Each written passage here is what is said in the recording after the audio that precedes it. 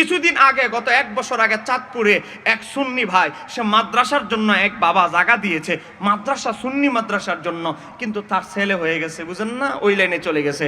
এখন বেচারা যখন মারা গেল, লাশ নিয়ে টানাটানি। এলাকাবাসী বলে সে আমাদের মাদ্রাসার জন্য জায়গা দিয়েছে, সুন্নি আকীদার ছিল, আমাদের অমুক পীরের মুরিদ ছিল, অতএব তার আমরা জানাজা করবই করব। ছেলেরা বলে, বাপ কি আমার না তোমার? ছেলের মানুষ তো আটকে গেছে, বলে বাপ হলো আমার, তোমার কেন এত দরদ?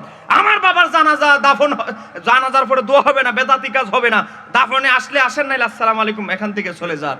এ বাবা, এটা নিয়ে অনেক গন্ডগোল বেজে যায়। পরে বাহাস হওয়ার কথা ছিল, ফেজ দ্য পিপলে বাহাস করার জন্য সবকিছু শর্ত সারায়াত দেওয়া হয়েছিল, কওমি অঙ্গনের একজন আলেমের নামও ফিট করা হয়েছে।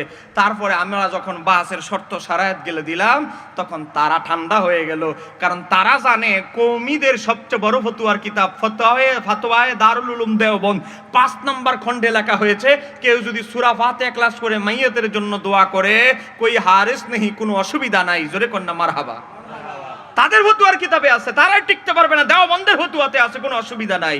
তো অতএব আপনার সন্তানকে আপনি জন্ম দেওয়ার পর মনে করলে হবে না, তাহলে খাওয়াবো আর স্কুলে আসলো, প্রাইভেটের মাস্টারের টাকা দিলাম, এখানেই শেষ নয়।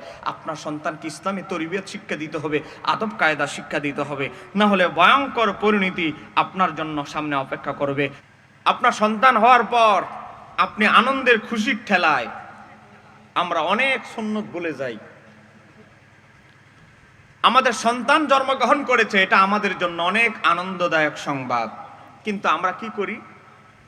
আমরা আনন্দের ঠেলায় অসংখ্য সুন্নত ভুলে আমরা বেদাতের কাজের দিকে মনোযোগ দেই। কথা বলেন না কেন, ঠিক কি না? আজকে আমরা বেদাতি পন্থায় সন্তানের জন্মদিনের খুশি উদযাপন করি, যেটা ইসলাম সমর্থন করে না। ইসলাম কি সমর্থন করে? ইসলাম সমর্থন করে সন্তান হয়েছে, ডান কানে আজান দাও, বাম কানে ইকামত দাও। ইসলাম সমর্থন করে তাকে মিষ্টি তার মুখে দাও, চেষ্টা করবেন কোনো বিজ্ঞ আলেম ওলামা দিয়ে খেজুর চিবিয়ে সে রসটা তার মুখে দেওয়ার জন্য। এরপরে আপনি সুন্দর নাম তার জন্য রাখবেন, নাম রাখছেন বল্টু, নাম রাখছেন মন্টু, বলেন আছে না নাই? দেখা যায় হিন্দুর সাথে মিলে গেছে তার নাম, দেখা যায় বৌদ্ধর সাথে মিলে গেছে তার নাম, দেখা যায় বিভিন্ন প্রাণীর সাথে মিলে গেছে তার নাম। অতএব সুন্দর সুন্দর নাম রাখতে হবে, হাসরের ময়দানে তার নাম ধরে তাকে ডাকা হবে, সেই জমা অসংখ্য পিতামাতা লজ্জিত হবে। আমরা সুন্দর সুন্দর নাম রাখবো। 7ম দিন হয়েছে, আপনার সন্তানের জন্য আকিকা দিতে হবে। বলেন না, সন্তানের জন্য কি দিতে হবে? আকিকা দিতে হবে। চেষ্টা করবেন ছেলে সন্তান হলে 2টা দুম্বা বা 2টা ছাগল দেওয়ার জন্য, মেয়ে হলে একটাই যথেষ্ট, একটাই সুন্নত। এখন একেবারে যদি না পারেন, আল্লাহ আপনার এত সচ্ছলতা দেয় নাই, আপনি একটা দিয়ে আদায় করলো, ওই সুন্নতের হকটা আদায় হবে, পরিপূর্ণ হবে 2টা দুম্বা দিয়ে যদি আদায় করেন। এবার আসেন, আপনার সন্তান হয়েছে, আপনার সন্তান কি করবেন? চুলগুলো মুন্ডিয়ে ফেলবেন। 7ম দিন চুলগুলো মুন্ডানোর পরে আল্লাহ যদি আপনারে ভালো তৌফিক দেয়, এই চুলগুলো নিয়ে স্বর্ণকারের কাছে গিয়ে বলবেন, তুমি একটু মাপো তো। মাপার পরে স্বর্ণকার দেখবে কয় গ্রাম হলো, ওই গ্রাম পরিমাণ স্বর্ণ আপনি আল্লাহ রাস্তায় সদকা করে দেন। যদি এতটুকু না পারেন, আপনি কি করেন? রৌপ্য হলো, রূপা হলেও সদকা করে দেন। তারপরে কি করবেন? সন্তানকে ছোটবেলা থেকে ইসলামী আদর্শে বড় করতে হবে। তালিম মক্তবে থেকে শুরু করে, শিশুকাল থেকে শুরু করে তাকে ইসলামী তরবিয়াতে বড় করতে হবে। আজকে আমরা ইসলামী তরবিয়াত, কোরআন পড়তে পারে না, মাস্টার্স পাস করে ফেলেছে কিন্তু কোরআন পড়তে পারে না, আছে না নাই? আছে। ওই বাংলা উচ্চারণ লিখে দিছে, নামাজের নিয়ত সূরা বাংলা উচ্চারণে লিখে দিছে, সেখান থেকে বেচারা মুখস্থ করছে। বুঝেন না, শুদ্ধ তো হয়ই নাই, আরো জগা খিচুড়ি বানায় ফেলছে। কারণ এক ভাষা আরেক ভাষা উচ্চারণ লিখলে পরিপূর্ণ কখনোই শুদ্ধ হয় না। এরকম আছে না নাই? আপনার ছেলেকে আপনি ট্রিপল মাস্টার্স পাস করিয়েছেন, আমেরিকা থেকে পিএইচডি করিয়েছেন, কিন্তু আসল যে জিনিসটা ইসলামী তরবিয়ত শিক্ষা দেওয়া, ইসলামী আদব কায়দা, নামাজ রোজা, এগুলো শিক্ষা দেওয়া, এগুলো শিক্ষা দিতে পারেন নাই। এরকম অনেক পিতামাতা আছে না নাই? তাদেরকে বলবা বিনয়ের সাথে, আমি এখানে অনেকে আমার বয়সে বড়, অনুরোধ করব, এই ভুলটা জীবনে কোনোদিন করবেন না। সন্তানদেরকে আদব এবং ইসলামী তরবিয়াতে আদব কায়দা শিক্ষা না দিলে এই সন্তান আপনাকে অচিরেই, এমন ফিতনা ফাসাদ আসতেছে, এমন ডিজিটাল পুত্রবধূ সামনে আসবে, আপনাদের ঘরে ঢুকবে, আপনার বৃদ্ধাশ্রম ছাড়া কোনো উপায় নাই। বৃদ্ধাশ্রমে আপনারা দিয়ে আসবে না, রাস্তায় বের করে দিবে। বলেন আছে না নাই? কিছুদিন আগে একজনের মারে সহ্য করতে না পাইরা এক জঙ্গলের কাছে নিয়ে ফিটাইতে ফিটাইতে মারধর করতে করতে গলা চাপ দিয়ে মারকে মেরে ফেলতেছে। এই ঘটনা ইন্টারনেটে বিভিন্ন জায়গায় আমরা দেখতেছি। বলেন বাস্তব না অবাস্তব? বাস্তব। আমি ইপিজেডে জুমা পড়াই, ইপিজেডে চট্টগ্রামে ইপিজেডে জুমা পড়াই। আমার মসজিদের সামনে যে ড্রেন, সেই জায়গায় পাওয়া গেছে এক পুত্রবধূর কুপরামর্শ শুনে এক সন্তান আপনাদের চট্টগ্রামের বাবার লাশকে 11 টুকরা করেছে। যখন মেরে ফেলেছে ঘরের ভিতরে, তার তো মনে করে একটা মানুষ যখন খুন করে মার্ডার করে তার মাথার ব্রেইনে কাজ করে না, তখন শয়তান তার উপরে প্রভাব বিস্তার করে। এখন সে তো বুদ্ধি পাচ্ছে না বাবার লাশরে কিভাবে কি করবে।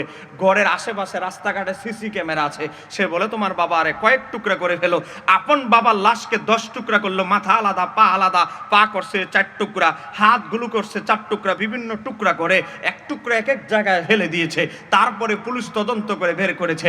বাবা, আজকে পুত্রবধূর কথা শুনে আপনাদের চট্টগ্রামের ইতিহাস বলছি, 11 টুকরা করে ফেলে এমন কুলাঙ্গার সন্তানও বাংলাদেশে আছে না নাই? আছে। এজন্য বলছি, ইসলামী তরবিয়াত সন্তানদেরকে শিক্ষা না দিলে, সঠিক মতাদর্শ আকীদা আপনার সন্তানকে শিক্ষা না দিলে কি হবে? মরে যাওয়ার পরে বলবে কি? বলবে কবর জিয়ারত বেদাত, 60 দিন অনুষ্ঠান বেদাত, জানাজার পরে দোয়া বেদাত, 40 বেদাত, কবরের দিকে ফিরে জিয়ারত বেদাত, কবরের কাছে সূরা ফাতিহা 1 ক্লাস পড়ে দোয়া করা বেদাত, শিরিক। আছে না নাই? আপনার সন্তান যদি ভুল মতাদর্শে চলে যায়, তাহলে ফতোয়া দিবে, দোয়া তো করবে না, আপনার জন্য ইসালে সওয়াব তো করবে না, বরং আরো 10 মায়ের সন্তানকে বাধা দিবে। বেটা, আমি ইসলাম ধর্ম অনেক রিসার্চ করেছি, বড় বড় ঘুমটাওয়ালা রুমালওয়ালা শায়েখদের সাথে আমি পড়েছি, গবেষণা করেছি, তাদের কাছে সোহবতি গিয়েছি, এরা বলছে এগুলো সব বেদাত, অতএব এগুলো বন্ধ কর। নিজেও মা বাবার জন্য দান সদকা কোরআন তেলাওয়াত করে হাদিয়া বন্ধ করে দিবে, আরো 10 মায়ের সন্তানকে বাধা দিবে। বলেন বাস্তব না অবাস্তব? এজন্য আপনার সন্তানকে সঠিক ইসলামী মূল্যবোধ, সঠিক আকীদা দর্শন শিক্ষা দিতে হবে। খালি জন্ম দিয়ে কলেজ একটা পাঠিয়ে দিয়েছেন, শাহজালাল বিজ্ঞান ও প্রযুক্তি বিশ্ববিদ্যালয়ে পাঠিয়ে দিয়েছেন, বুয়েটে পাঠিয়ে দিয়েছেন, উচ্চ শিক্ষার জন্য অন্য বিশ্ববিদ্যালয়ে পাঠিয়ে দিয়েছেন, অমুক বিশ্ববিদ্যালয়ে পাঠিয়ে দিয়েছেন, কিন্তু ছেলের যে ঈমান আকীদা সব বিক্রি করে ফেলেছে, সেই জায়গায় আপনার খবর নাই। তো কি হবে? মারা যাওয়ার পরে আপনার এলাকাবাসী বলবে জানাজার পরে একটু দোয়া করি, আর আপনার ছেলে বলবে বাপ হলো আমার, তোমার কেন এত দরদ, আমার বাবার কোনো জানাজার পরে দোয়া হবে না। এরকম বহু এমন সন্তান আছে। কিছুদিন আগে, গত 1 বছর আগে, চাঁদপুরে এক সুন্নি ভাই, সে মাদ্রাসার জন্য এক বাবা জায়গা দিয়েছে, মাদ্রাসা, সুন্নি মাদ্রাসার জন্য, কিন্তু তার ছেলে হয়ে গেছে, বুঝেন না, ওই লাইনে চলে গেছে। এখন বেচারা যখন মারা গেল, লাশ নিয়ে টানাটানি, এলাকাবাসী বলে সে আমাদের মাদ্রাসার জন্য জায়গা দিয়েছে, সুন্নি আকীদার ছিল, আমাদের অমুক পীরের মুরিদ ছিল, অতএব তার আমরা জানাজা করবই করব। ছেলেরা বলে বাপ কি আমার না তোমার? ছেলের মানুষ তো আটকে গেছে, বলে বাপ হলো আমার, তোমার কেন এত দরদ? আমার বাবার জানাজা, দাফন, জানাজার পরে দোয়া হবে না, বেদাতি কাজ হবে না, দাফনে আসলে আসেন, নাইলে আসসালামু আলাইকুম, এখান থেকে চলে যান। বাবা, এটা নিয়ে অনেক গন্ডগোল বেজে যায়। পরে বাহাস হওয়ার কথা ছিল, ফেজ দ্য পিপলে বাহাস করার জন্য সবকিছু শর্ত সারায়াত দেওয়া হয়েছিল, কওমি অঙ্গনের একজন আলেমের নামও ফিট করা হয়েছে।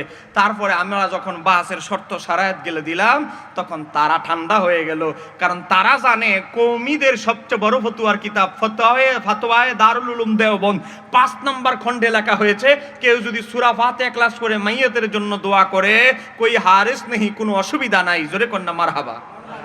তাদের ফতোয়ার কিতাবে আছে, তারাই টিকতে পারবে না, দেওবন্দের ফতোয়াতে আছে, কোনো অসুবিধা নাই। তো অতএব আপনার সন্তানকে আপনি জন্ম দেওয়ার পর মনে করলে হবে না খালি খাওয়াবো আর স্কুলে আসলো, প্রাইভেটের মাস্টারে টাকা দিলাম, এখানেই শেষ নয়।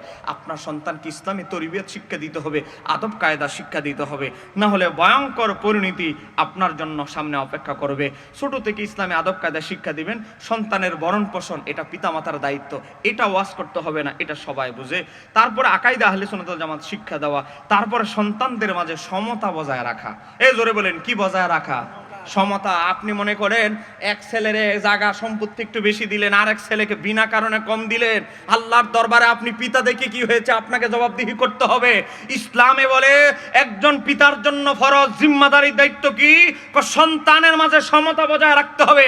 এক সন্তানকে জায়গা দিলেন 7 শতক, আরেক সন্তানকে দিলেন 2 শতক, সে গরিব বলে, অবহেলিত বলে, ওই ছেলের বউ একটু মিষ্টি মিষ্টি নাস্তা একটু বেশি দেয়, এজন্য এক ছেলের প্রতি ইনসাফ বজায় না রেখে আরেক ছেলের প্রতি আপনি যে অন্যায় করলেন, খেয়ানত করলেন, এটা অবশ্যই হাসরের ময়দানে জবাব দিতে হবে। অসংখ্য পিতামাতা হাসরের ময়দানে ছেলেদেরকে ভরণ পোষণ দেওয়ার পরেও জাহান্নামে যাবে। কেন? সমতা বজায় না রাখার কারণে। এক ছেলেকে এক চোখে দেখেছে, আরেক ছেলেকে আরেক চোখে দেখেছে, খেয়ানত করেছে সম্পত্তি দেওয়ার ক্ষেত্রে, আচরণের ক্ষেত্রে, মুহাব্বতের ক্ষেত্রে, আচার আচরণের ক্ষেত্রে খেয়ানত করার কারণে, সমতা বজায় না রাখার কারণে হাসরের ময়দানে জবাবদিহি করতে হবে। তো তারপরে 11 নম্বর আসেন, আপনি একজন পিতা হিসেবে আপনার ছেলের জন্য সৎ, পরহেজগার, তাকওয়াবান পাত্রী নির্বাচন করতে হবে। আপনার ছেলে খামখেয়ালি ভাবে ভুল পাত্রী নির্বাচন করলে আপনারও সর্বনাশ, ছেলের জীবনটাও সর্বনাশ। কথা কন না কেন? ঠিক কি রে? ছেলের কপালেও হয়তো 6 মাস মিষ্টি মিষ্টি শাশুড়ি ভালো ব্যবহার করবে, বউ হয়তো 6 মাস মিষ্টি মিষ্টি ব্যবহার করবে, নতুন বউ হিসেবে বুঝেন না, কিছু করবে না। 6 মাস পরে শুরু হবে ষড়যন্ত্র আর যন্ত্রণা। এই জন্য একজন পিতা হিসেবে 11 নম্বর আপনার দায়িত্ব হচ্ছে আপনার সন্তানকে যখন বিয়ের বয়স হবে তাকে বিয়ে করিয়ে দিবে। অনেক জায়গায় ইচ্ছা করে বিভিন্ন অজুহাতে সন্তানের বয়স করে ফেলে 35। এরকম আছে না নাই? আপনাদের চট্টগ্রামে দেখেন অনেক 38 বছর বয়সে বিয়ে করে, 37 বছর বয়সে বিয়ে করে। বিয়েটাকে এত কঠিন করে ফেলেছি।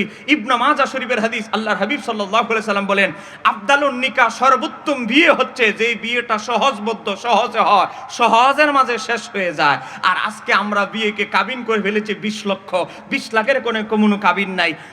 মেয়ের বাবা বলে আমার বাতিজির বিয়ে হয়েছে 21 লাখ টাকা কাবিন, আমার মেয়ে তো আরো বেশি শিক্ষিত, আমার মেয়ের তো আরো 10 লাখ টাকা বেশি কাবিন হওয়ার কথা। এই কাবিনের গুতাগুতি করে আর ছেলের বাবা লম্বা তালিকা ধরায় দিয়ে বিয়েটাকে আমরা চট্টগ্রামে করে ফেলেছি একদম কঠিন। বলেন বাস্তব না বাস্তব? আপনাদের দোয়া এমন কোন জেলা নাই, পঞ্চগড় থেকে শুরু করে টেকনাফ থেকে তেতুলিয়া, আমি মাহফিল করি নাই, চট্টগ্রাম জেলার মতো এত কঠিন বিয়ে কোনো জায়গায় করা হয় নাই। এজন্য ছেলেরা চুল ভেঙে যায়, ছেলেরা এদিকে গিয়ে যে চরিত্র নষ্ট হয়ে যাচ্ছে, এদিকে যে বান্ধবীর সাথে রাত কাটাচ্ছে, বিভিন্ন জায়গায় জানা ব্যভিচারে জড়িত হয়ে যাচ্ছে। হে পিতা, আপনার উপরে ফরজ হচ্ছে ছেলের যখন বিয়ের পাকাপোক্ত বয়স হবে, ছেলেকে কিছু সহযোগিতা করে হলো, ছেলের পাশে দাঁড়িয়ে হলো, ছেলেকে একটা কর্মসংস্থানের ছোটখাটো ব্যবস্থা করে হলো, তাকে তার যৌবন বয়সে তার চরিত্র আখলাস, তার চরিত্র হেফাজতের জন্য পিতার একটা বড় দায়িত্ব আছে। সেই দায়িত্ব হচ্ছে তাকে সঠিক পাত্রী নির্বাচন করে তাকে বিয়ে করে দেওয়া।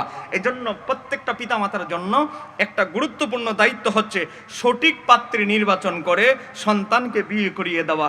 যখন বিয়ের পরিপূর্ণ বয়স হবে তখন তাকে বিয়ে করিয়ে দেওয়া। এটা আল্লাহ সুবহানাহু তাআলার হাবিব প্রত্যেকটা পিতামাতার উপরে অপরিহার্য জিম্মাদারি দায়িত্ব দিয়েছেন। আল্লাহ সুবহানাহু তাআলা আমাদেরকে এই 11টা দায়িত্ব পালন করার তৌফিক দান করুন। আমিন আমিন। একটু জোরে বলে